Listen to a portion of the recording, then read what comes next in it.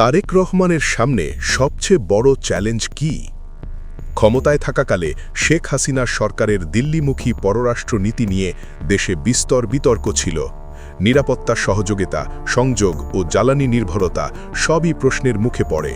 বিশেষ করে তিস্তা চুক্তি ঝুলে থাকা ও সীমান্ত ইস্যুতে অগ্রগতি না হওয়া অসন্তোষ বাড়িয়েছে। এদিকে অন্তর্বর্তী সরকারের সময়ে ইসলামাবাদের সঙ্গে সম্পর্কের বরফ গলতে শুরু করে। সরাসরি ফ্লাইট চালু, উচ্চ পর্যায়ের সফর ও বাণিজ্য বৃদ্ধির মাধ্যমে নতুন বাস্তবতা তৈরি হয়েছে।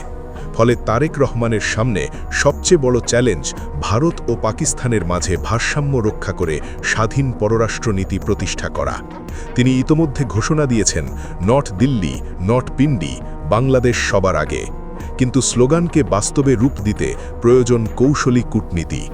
ভারতের সঙ্গে অর্থনীতি ও জ্বালানি সহযোগিতা বজায় রেখে একই সঙ্গে আঞ্চলিক শক্তিগুলোর সঙ্গে বহুমাত্রিক সম্পর্ক গড়ে তোলাই হবে তার কঠিন পরীক্ষা। জনগণ পরিবর্তনের পক্ষে রায় দিয়েছে। এখন দেখার বিষয়, তারেক রহমান সে প্রত্যাশাকে বাস্তব সাফল্যে রূপ দিতে পারেন কিনা।